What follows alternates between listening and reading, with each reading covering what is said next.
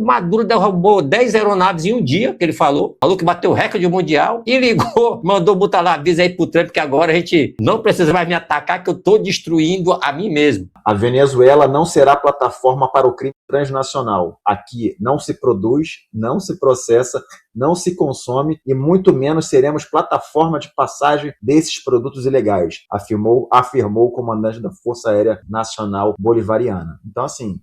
Maduro anuncia abate de aeronaves ligadas ao narcotráfico em meio à escalada de tensões com os Estados Unidos. O presidente da Venezuela afirmou que as Forças Armadas derrubaram 9 aeronaves supostamente usadas pelo narcotráfico em regiões de fronteira com Brasil e Colômbia, em um momento de alta tensão após confirmação do primeiro ataque dos Estados Unidos em solo venezuelano. O anúncio busca disputar a narrativa com o presidente americano Donald Trump, que acusa o regime chavista de conveniência com o tráfico de drogas internacional. Maduro destacou operações militares, bombardeios a instalações criminosas e defendeu um modelo exemplar de combate ao crime, enquanto Washington amplia sanções, mobiliza forças no Caribe e mantém acusações contra o líder venezuelano, inclusive recompensa pela sua captura. Bem, se a gente for perceber direito, é praticamente quando você encurrala um escorpião com uma linha de fogo e ele acaba se matando. É isso que está acontecendo. O ditador não tem mais para onde correr, não há mais narrativas para usar e agora ele fala em derrubar 9 aeronaves na fronteira com Brasil e Colômbia, dizendo que está combatendo o narcotráfico internacional. É praticamente uma mentira. É isso. É isso que é a opinião desse que vos fala, Júlio Roque. Porém, nós vamos ver aqui as reflexões dos nossos amigos. E eu tenho certeza, já estou até rindo, que o Carcará vai entrar com os 2 pés no peito. Carcará, tá contigo. Fala aí, Júlio. O que é mais interessante, cara, é ver o Maduro nessa foto, ele com binóculo, um baita do binóculo, que deve ser chinês, o binóculo, pela ali tu vê que a lente dele realmente é muito bom, querendo pegar no alvo. Olha, ele não tem noção de distância. Quando eu era criança, a primeira vez que eu botei um binóculo, eu queria pegar na serra, que eu achei que estava perto de mim. O bicho é um ignorante, né, cara? Ele tá vendo o alvo perto dele e ele tá querendo tocar. Pelo amor de Deus, cara. Caraca, Maduro, tu é demais. Agora vamos lá nos aviões desse fanfarrão. Cara, ele falou que derrubou 10 aviões, ok. Aí eu corri atrás da informação, Aí tem uma foto de um aeroclube com 10 teco-teco no solo. Entendeu? Peraí, cara. Como é que ele derrubou 10 aviões e os aviões estão estacionados no pátio? O Maduro não vai atacar os aviões dele, que isso é muito caro, pô. Os aviões são os aviões que transportam a droga de um lado para o outro, para divisa com o Brasil, divisa com o Suriname, divisa com a Colômbia, divisa lá para o Pacífico, vai não sei para onde, para aquelas ilhas, tudinho que tinha ali. Essa porrada de avião que você vê na filmagem é porque não estão podendo mais voar com as drogas. Queria abastecer aquelas ilhas, que o pessoalzinho para cheirar, esse pessoalzinho que mora nas ilhas do Caribe ali, tá? Curaçao, República Dominicana, Camará, pó lá é na bandeja. O pessoal gosta. Os americanos também gostam de um pozinho ali. Então ele não está mais abastecendo esse pessoal com essa frota aérea dele. E ele falou agora, o Trump, qual é, porra? Também eu sou contra o narcotráfico. Já derrubei 10 aeronaves. As minhas aeronaves estou derrubando. Cara, isso é uma falácia. Ele não derrubou porra nenhuma. Não derrubou nada. Ele não mostra foto, ninguém vê os caças atirando. Por exemplo, o Brasil, quando a FAB derruba um avião do Maduro, geralmente é avião venezuelano, antes era do Paraguai. O presidente do Paraguai agora cortou esse tipo de bagunça lá. Sobrou a Bolívia e a Venezuela. A Bolívia também, o presidente de direita acabou a bagunça lá. Só tem a Venezuela. Só que a Venezuela sabe que não pode passar com o avião, que a Força Aérea bota abaixo. E quando bota abaixo, o Super Tucano ou outra aeronave filma atirando, ele caindo no solo, pegando fogo, acabou com o morro lá, caixa de saco, fardo de coca para tudo que é lado. Então tem que ser mostrado. O Maduro derrubou 10 aeronaves em um dia, que ele falou que bateu o recorde mundial, e ligou, mandou botar lá, avisa aí pro Trump que agora a gente não precisa mais me atacar que eu estou destruindo a mim mesmo. Então, cara, é uma farrice do caramba. Esse parlapatão desse Maduro, cara, esse cara devia ser comediante, porque é uma historinha, meu amigo Júlio. É isso aí. Perfeito, Carcará. É aquela velha história, né? É um velho ditador de uma republiqueta e todos têm as mesmas características, fazem mesmas palhaçadas, correm com as mesmas narrativas e de nada vai adiantar, né? Que todos já sabem de onde ele é oriundo, do roubo da eleição do povo sofrido da Venezuela. Mas eu gostaria também da opinião do comandante Vilas Boas, porque abater 9 aviões e não mostrar nenhuma imagem, já tem a frase célebre, né? Uma imagem vale mais do que 1000 palavras. E ele me mostra a imagem dos aviões em solo num aeroporto. Cara, é simplesmente ridículo, mas vamos à opinião do comandante Vilas Boas. Por favor, comandante. Júlia, a ação é praticamente para inglês ver, né? Para encher engodo, para mastigar mingau, né? Então, assim, ele abateu a aeronave, disse que havia batido a aeronave em solos, apareceu uma filmagem pequena, né? Que parecia um ataque feito por metralhadoras de aviões numa pista clandestina em solo, mas que não estavam em voo, né? Mas a veracidade dessa informação ninguém pode afirmar, né? Não tem como você verificar se ela foi executada ou não. E aí surgem algumas perguntas, né? Primeiro, o fato, não adianta a pergunta, é o fato, né? Isso é para inglês ver, né? Ele está querendo se pousar de bonzinho, como se a Venezuela combatesse o tráfico legal. E aí você vê, chega a ser divertido, né? Uma declaração feita pelo general comandante das Forças Aéreas Bolivianas em torno dessa ação. Eu vou até ler para você ver que o nível da comédia aqui, o que ele falou. Vamos lá. A Venezuela não será plataforma para o crime transnacional. Aqui não se produz, não se processa, não se consome e muito menos seremos plataforma de passagem desses produtos ilegais, afirmou o comandante da Força Aérea Nacional Bolivariana. Então, assim, seria engraçado se não fosse trágico, né? É uma piada de muito mau gosto que não serve para nada, né? Para dizer o quê? Que ele está combatendo, então não existe fato. Agora, uma coisa me chamou a atenção, né? Ou pelo menos despertou alguma curiosidade. O porquê dele não ter feito, ou pelo menos demonstrado, mesmo que de uma forma falaciosa, uma ação em torno dos barcos de alta velocidade, que hoje, como a gente comentou, houve o 30º ataque esse final de semana. Por que ele escolheu para fazer essa propaganda enganosa, falaciosa, esse abate de aeronaves em solo e não as lanchas, que são justamente o escopo, né, principal dessas ações cinéticas norte-americanas no Mar do Caribe? E o outro fato é porque entre as dezenas, se não centenas de pistas ilegais da Venezuela, também tem no Brasil, diga-se de passagem, bastante, né? Nós já operamos em algumas aí ou em várias, né? Inclusive no estado de Roraima, que faz a fronteira principal terrestre com a Venezuela, para neutralizar essas pistas ilegais. Por que ele escolheu uma pista ilegal próximo à fronteira do Brasil com a Colômbia? Qual a intenção disso? Foi um fato ocasional? Foi justamente uma coincidência ou não? Será que com isso ele quer trazer Brasil e Venezuela para dentro do contexto de um possível posicionamento trazendo o Brasil para dentro do rescaldo? Será que essa ação daria alguma margem do atual governo brasileiro a aumentar o seu tom e surgir de alguma forma ou outra um apoio velado ou não velado para a Venezuela, que acontece de forma aí muito esporádica pelo próprio presidente da República do Brasil, mas isso daria ferramentas para o Brasil se atuar e se posicionar de forma mais contundente a favor da Venezuela? Então, eu não sei a resposta, mas isso me causa estranheza, o porquê dessa ação próxima à fronteira do Brasil e da Colômbia, Júlio. Perfeito, comandante. E a frase a qual você diz explodir pistas de pouso clandestinas, bateu saudade. Sei que a maioria das pessoas hoje em dia no Brasil, né, um pouco tristes com as Forças Armadas, pintamos meio fio, mas também explodimos muita pista clandestina. Deu até saudade. Com a retórica bélica, política externa de Trump eleva ambições de Rússia e China.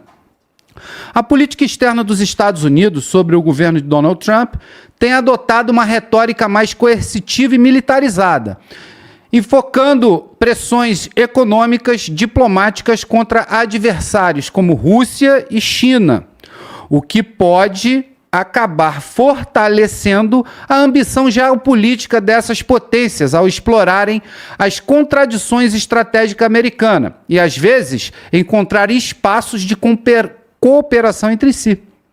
Especialistas da DW, que é um jornal alemão, um grande jornal alemão, acreditam que Putin e Xi Jinping já deram sinais que eles se sentem imponderados após os ataques de Trump, podendo levar Putin a escalar sua guerra contra a OTAN e Xi Jinping contra Taiwan, ambos com a certeza de que Trump não terá nenhum interesse particular para tentar impedi-los.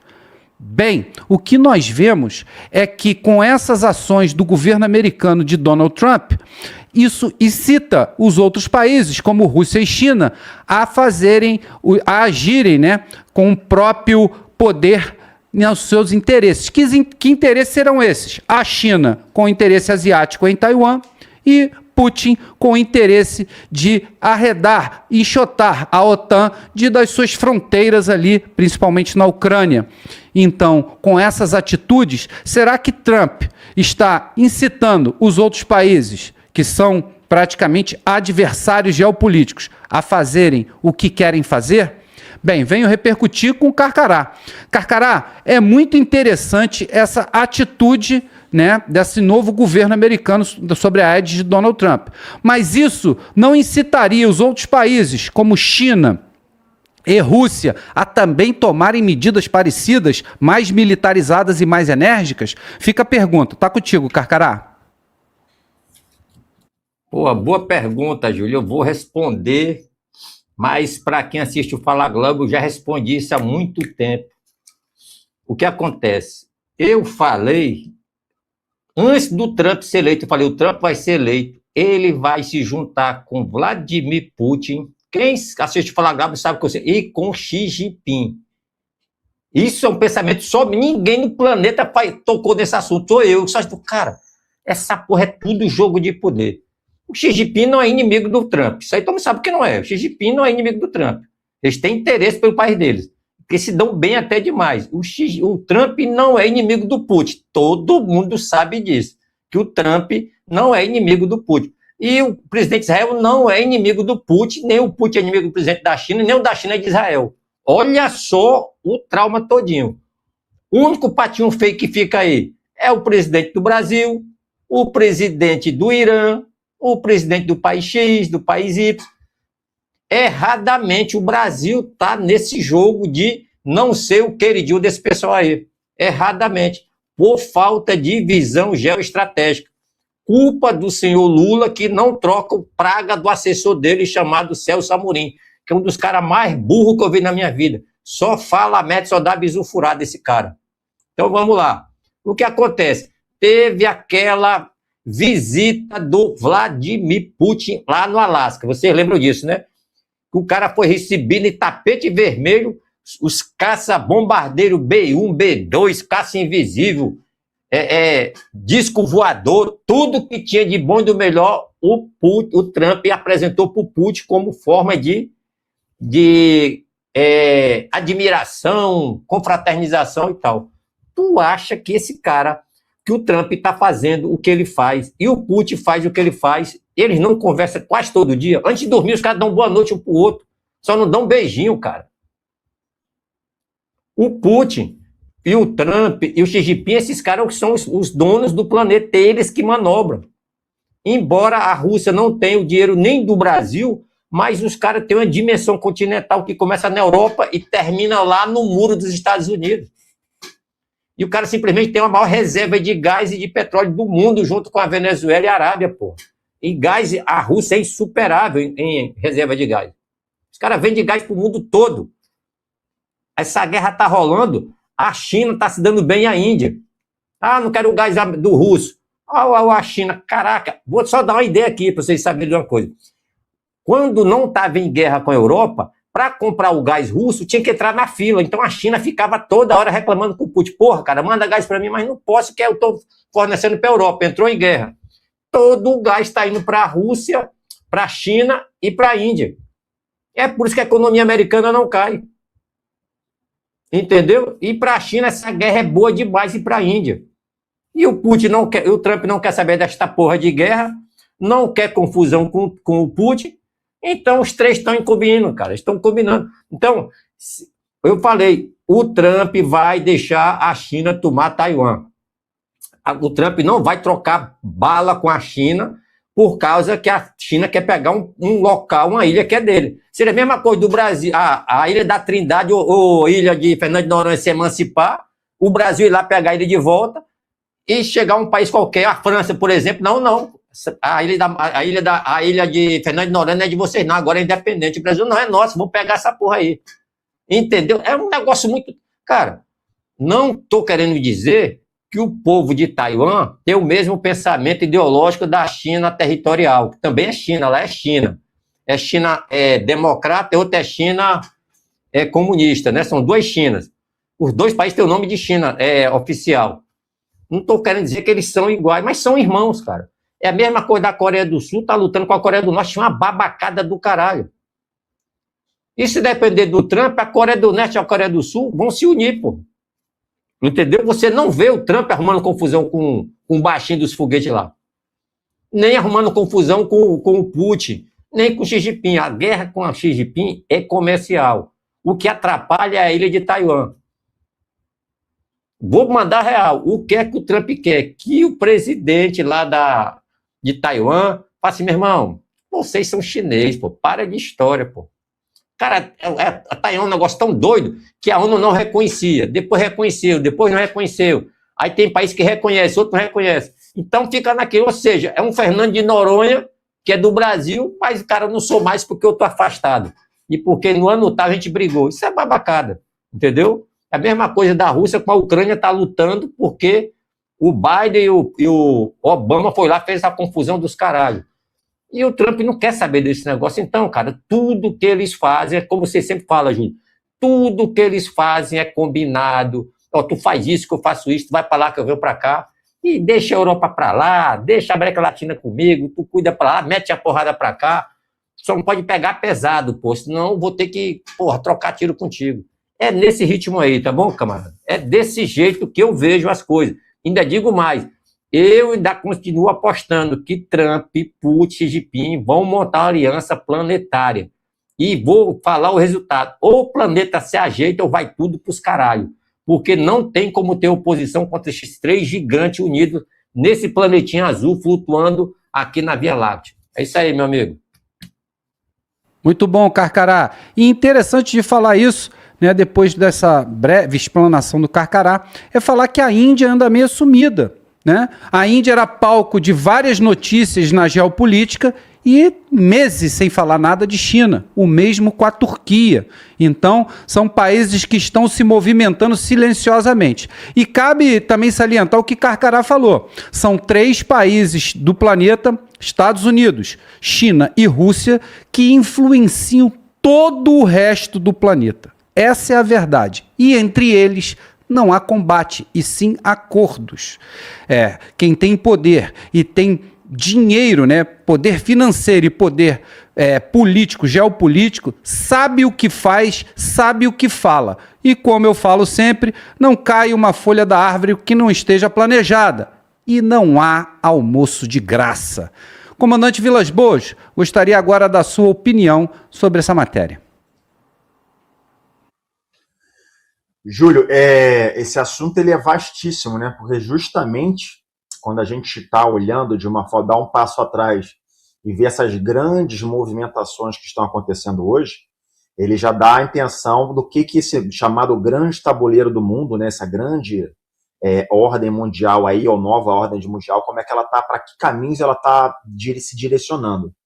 A gente, logicamente, não tem bola de cristal, a gente consegue analisar alguns pontos, mas não existe verdade em torno disso. Mas o que a gente pode depreender dessa movimentação, né? Primeiro, no cenário internacional, do sistema internacional, a gente tem duas formas de ação, né? De contra-reação. Ou ele está num sistema de cooperação, ou ele está em sistema de conflito.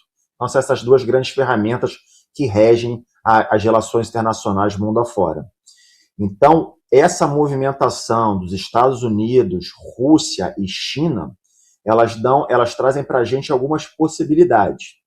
Uma delas é justamente, relembrando, quando a gente saiu do movimento pós-Guerra Fria, onde o mundo era bipolar, dividido basicamente nas esferas dos Estados Unidos e da antiga União das Repúblicas Soviéticas, o mundo deixou de ser bipolar, pós-Guerra Fria, 91, e passou a ser basicamente um mundo unipolar, onde a única potência hegemônica era os Estados Unidos. E assim ela caminhou no final na década de 90, a China era praticamente nada, né? Era um lugar que tinha muita gente, mas era uma economia destruída, uma economia comunista, e aí foi o passo a passo, né, dentro do Partido Comunista Chinês, se reerguendo, e praticamente no efeito de 2 décadas, a China se transformou nessa potência global, que hoje justamente ela vem disputar a hegemonia global dos Estados Unidos, né? Então, reconhecidamente, os Estados Unidos reconhecem isso de forma formal. Se a gente pegar as estratégias nacionais de segurança, essa também atual, elas reconhecem que neste século o único concorrente à altura dos Estados Unidos que podem ameaçar essa hegemonia que nós comentamos é a China, tá? Só que nesse meio caminho a gente tem a Rússia. A Rússia caiu, né, pós-movimento queda soviética em 91, mas ela tem um líder forte, que é o Vladimir Putin, que está lá há décadas e que ela quer ter participação nesse mundo, sim. Então, para os Estados Unidos hoje, uma das hipóteses que podem estar acontecendo, que podem regir essa doutrina internacional, essa política internacional norte-americana, é justamente essa tentativa de barrar a possível interação, né, o possível acordo, a possível aglutinação da Rússia com a China.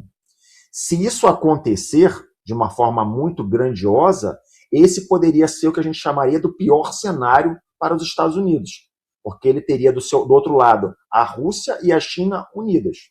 Só que isso não vai acontecer, provavelmente, de uma forma tão integral. Os assuntos eles podem ser tratados ponto a ponto. Então, pode ser que na questão Ucrânia o posicionamento atraia mais Rússia com os Estados Unidos, pode ser que na questão de Taiwan haja uma ruptura um pouco maior do apoio russo com a China. Isso tudo são hipóteses. Mas uma coisa que também que a gente pode pensar em torno seria que essa nova organização mundial pudesse agora deixar de ser unipolar, bipolar e pudesse ter um arranjo tripolar, com esses 3 grandes atores internacionais se rearrumando, se fazendo um novo arranjo mundial e operando as regras do mundo. Então, isso é possível sim, né? Então, esses 3 grandes líderes aí, eles podem estar justamente organizando dessa forma. Esse apoio nunca vai ser um tratado, como a gente teve o pacto de não agressão na Segunda Guerra Mundial, por exemplo, da Alemanha com a Rússia, no pacto de Ribbentrop-Molotov, mas ele pode ser uma coisa acordada aí nos bastidores, como o Carcará colocou numa ligação de final de noite, se é que ela realmente acontece. Mas que as conexões acontecem entre os 3, acontecem sim. Então a gente vê esse cenário sendo jogado hoje em 2 grandes cenários. É a guerra Ucrânia-Rússia, né, que a gente vê o apoio dos Estados Unidos, né, de uma forma favorável ao Trump, para acabar com a guerra da Ucrânia e até onde está deixando o cenário favorável à Rússia, e a gente começa a olhar para Taiwan, né, que vai dominar bastante a pauta agora de 2026. Por que Taiwan agora vai voltar, vai entrar na pauta muito forte? Porque o presidente, o governante da China, Xi Jinping, ele colocou para 2027 como o prazo final de prontificação das forças armadas chinesas para tomarem Taiwan. Então, 2026, com as operações que já estão acontecendo no dia de hoje, do grande exercício militar, o maior deles, conduzidas pela Marinha Chinesa em torno de Taiwan, fazendo um exercício de um bloqueio naval de como aconteceria em torno de Taiwan, elas já dão a conotação de um grande ensaio, de uma grande inspeção, de um grande teste de força do modelo doutrinário que a China vai adotar em torno de Taiwan. A questão de Taiwan, como muito bem colocada pelo Carcará, é uma questão muito mais ideológica, né? Relembrando que Taiwan justamente foi aquela ilha onde depois da Revolução Comunista da China de 1949, os chamados dissidentes fugiram para a ilha de Taiwan, e aí Taiwan, desde então, começou a ser chamada província rebelde, né? E desde 1949 até os dias de hoje, a gente sabe que a retomada de Taiwan como província rebelde, ela é basicamente o que a gente poderia chamar de um objetivo nacional permanente do Partido Comunista Chinês. Então, eles vão atacar Taiwan até 2027. Isso é fato. O que a gente precisa entender é como as forças do sistema internacional, principalmente Rússia e Estados Unidos, vão se comportar para agregar esse tipo de coisa, que a gente está vendo justamente agora em torno das tentativas de acordo Ucrânia e Rússia. Então, esse cenário mundial, esse novo rearranjo mundial, que pode ser unipolar, pode ser que os Estados Unidos continuem sendo a força soberana internacional, ele pode ser multipolar, ou ele pode ser nada disso, ele pode ser um arranjo intermediário nos quais as relações vão se basear ponto a ponto, país a país, negociando questões de acordo com seus interesses. Então, a gente vê 3 grandes líderes mundiais pautando esse novo cenário. Agora, que a China possa se unir com a Rússia, esse é o pior cenário para os Estados Unidos hoje. Por quê? Porque, diferente da década de 90, a China se tornou essa potência, mas ela é muito mais forte, na minha opinião, que a Rússia, do que a União Soviética no século passado. Porque ela tem um domínio hoje do mundo tecnológico e da cadeia industrial de uma forma que a União Soviética nunca teve, mesmo nas décadas passadas. Então, o domínio em termos de inteligência artificial, computação quântica, veículos aéreos não tripulados, insumos medicinais, eles praticamente, se eles quiserem, eles fecham metade do mundo hoje. Só para relembrar ainda no aspecto medicinal, o Brasil hoje, vamos trazer o Brasil nessa confusão. Por que interessa o Brasil? O Brasil hoje importa 90% dos seus insumos para a confecção de remédios da China. Então, se a China simplesmente acabar com esse envio de materiais para cá, acaba com o Brasil. Os fertilizantes que o nosso agro utiliza, mais de 85% vem da Rússia. Então, se a Rússia fechar o envio de fertilizantes para o Brasil, praticamente o agro do Brasil quebra. Então, essa é a importância do Brasil verificar como que ele vai estar operando nesse novo arranjo mundial e para que lado ele vai pender, porque isso vai ditar o nosso futuro na próxima década, Júlio.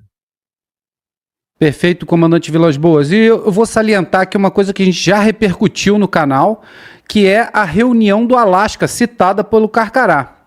Bem, na minha opinião, apesar de Xi Jinping, o presidente da China, não ter participado da reunião lá no Alasca, né, que o anfitrião foi Donald Trump, e essa reunião trouxe frutos. Porém, ninguém sabe o cerne dessa reunião, o que foi tratado entre os 2 líderes mundiais. E, na minha opinião, apesar de Xi Jinping não estar, foi tudo estrategicamente calculado, porque ele não estando, não daria na cara que o mundo foi tripartido. Como assim? Ásia, né, com a questão de Taiwan, fica com a China. A parte central do planeta, Europa, fica com Putin na guerra da Ucrânia, e as Américas com Donald Trump. Isso tudo parece que foi acordado entre os 3 grandes players desse jogo chamado tabuleiro geopolítico.